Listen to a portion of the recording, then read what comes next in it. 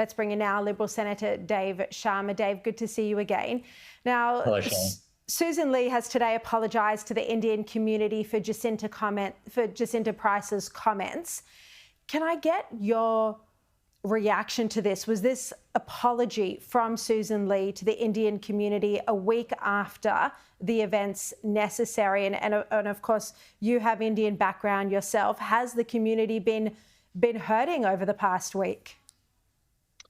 Yeah, look, absolutely, the community has taken offence at those remarks, and I think they've wanted a clear apology and a clear statement from the Liberal Party about our attitude towards them, and I'm glad Susan has provided that today. I think it's important that they know that we value them as Australian citizens, and we value the contribution they make in their businesses, in their enterprises, to their neighbourhoods, to their communities and to our nation. And I think, unfortunately, this uncertainty has been allowed to drag on for far too long, and it's caused us damage. There's no getting away from that.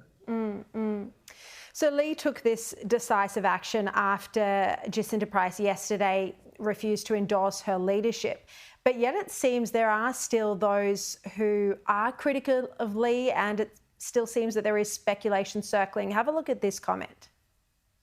No, the knives are not being sharpened, to use your language. They're not. And what we need now is stability. We actually need to work out who we are and who we're fighting for. If there is to be a spill, would you put your hand up or not? Well, there isn't a spill, Mark. People know I have a desire to leave. There isn't a move. Just to be very clear, I know there's been feverish speculation over the last 12 hours. There's certainly none coming from me. So, Dave, I mean, these sort of interviews, these sort of comments don't help, and it does make Lee's leadership look more shaky. What do you think?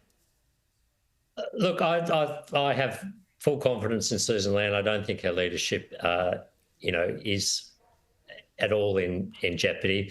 I think Andrew's ambitions to lead the party one day are well known, but I think it's equally well known that he's not in a stage in terms of his family circumstances and his own level of experience and maturity where he would be ready to do that. And I think, Susan's got a very difficult job after a very, overwhelming election loss. It's not easy to lead a party in those situations and in those circumstances. And I think Susan is going about the right way, engaging her colleagues, listening to the Australian people, making clear that we need to reposition our policies whilst being true to our values, and making sure that we offer a competitive alternative at the next election. And in the meantime, we perform well as an opposition that holds the government to account. And that's not an easy job at any time, but it's particularly difficult right now.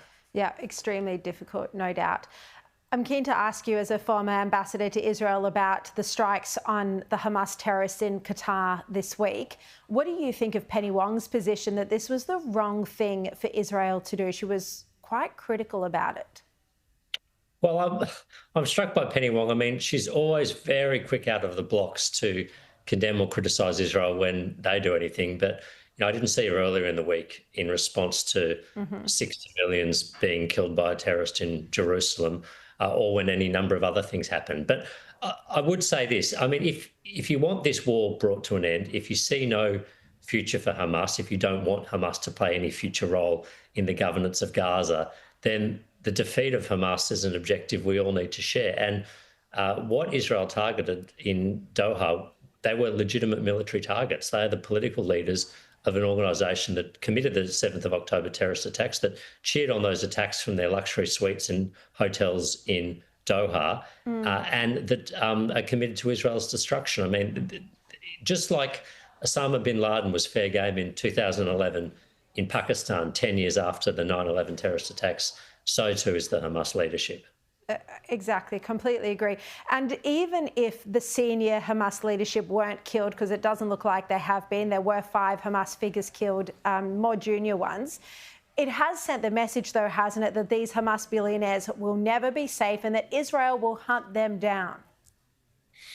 I think it does send that message, and I think it also sends a message to Qatar that, they need to help deliver Hamas to a ceasefire and a laying down of their arms and effectively a surrender, or they shouldn't be harbouring these, the Hamas political leadership. I mean, any nation that was at war with another terrorist group or another entity that saw a third country harbouring the leadership of that group would consider that to be an unfriendly act. And I think that is what is at work here. Just finally, before you go, I mean, I'm sure many of us today are thankful that guns aren't so readily available in Australia. But do you think we are seeing similar trends of intolerance and violence emerging?